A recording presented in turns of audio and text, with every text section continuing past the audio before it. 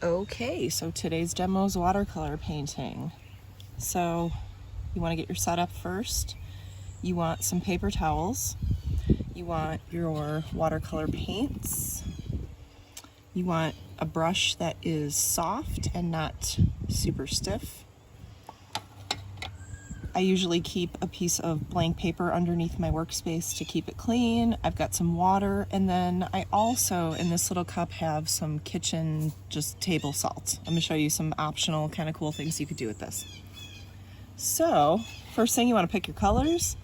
I decided I'm gonna do yellow green into green into blue green, and then I think once I get into the leaves, I'm gonna do some warmer colors like reds and oranges. And you want to plan colors that are going to make your leaves stand out from your background. A hint about planning color is that colors on the color wheel that are neighboring or next to each other are called analogous colors. They tend to look good because they are somewhat similar, or they transition gradually. So blue into green into yellow green, those colors on the color wheel are touching and therefore will be easier to blend with the watercolor paints. Okay, so once you're ready to get started, you can wet your brush and start with one of your lighter colors. It's always a good idea to start with light. And please do not do anything except the background in the first painting layer. So a trick about watercolor, first of all, the paint will only travel into spaces where you have wet the paper. Where the paper remains dry, the paint will not go. So that's one way you're going to control yourself when you're using the paints. So you can wet your paper and then pick one of your colors. I'm going to use my yellow green first, and then if you watch what I'm talking about, see how I can get really close to my leaf? Doesn't go into the leaf because I have not wet that part of the paper. And I have previously started this painting, so I'm just going to be finishing and working up to the place where I left off. Now, in order to keep going, you can see that I'm starting to wet the edges of where I previously worked and very gradually spreading the wet paint and very carefully working around my leaves.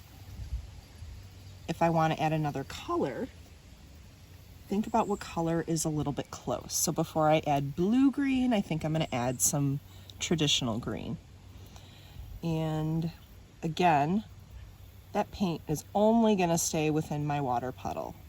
So use that knowledge to control yourself. And you can see how I can pull the color right up to the edge of the leaf, but I don't need to worry about it running.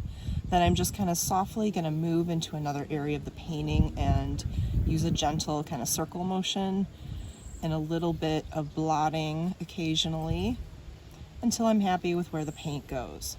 So what you're looking for is these nicely blended and sort of transitioning gently color to color clouds, okay? This is called the wet on wet technique, and this is what you're going to be doing for your background areas. You can then go in and intensify your colors, bold them up just a little bit, but please don't wet the whole piece of paper. Just go a little section at a time, okay? You can also just rinse your brush and use the wet water to move the paint around and clean up any areas that look like they're a little bit blotchy. So I've got blue right here. If I'm going to work up to this area, I might want to add just a little bit of my blue-green color. Another trick, and this is completely optional, so I want you to keep this in mind. You can add a little bit of table salt to your paint, and it gives it sort of like an icy effect. It looks kind of neat.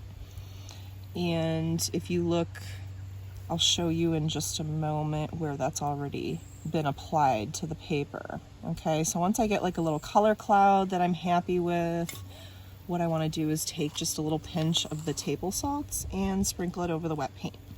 Now you're going to let this dry, and then when it's completely dry, you're going to brush the salt off of the paper. You're not going to leave that on there, okay? you can still add color and you can still very gently touch the edges and move it around even after you've added the salt. So it's going to dissolve, it's going to absorb and pull the color in different directions, and once again you're going to brush it off once it's dried. It's also something that you can do if you get puddly areas like this where the paper starts to warp a little bit. You can also add some salt.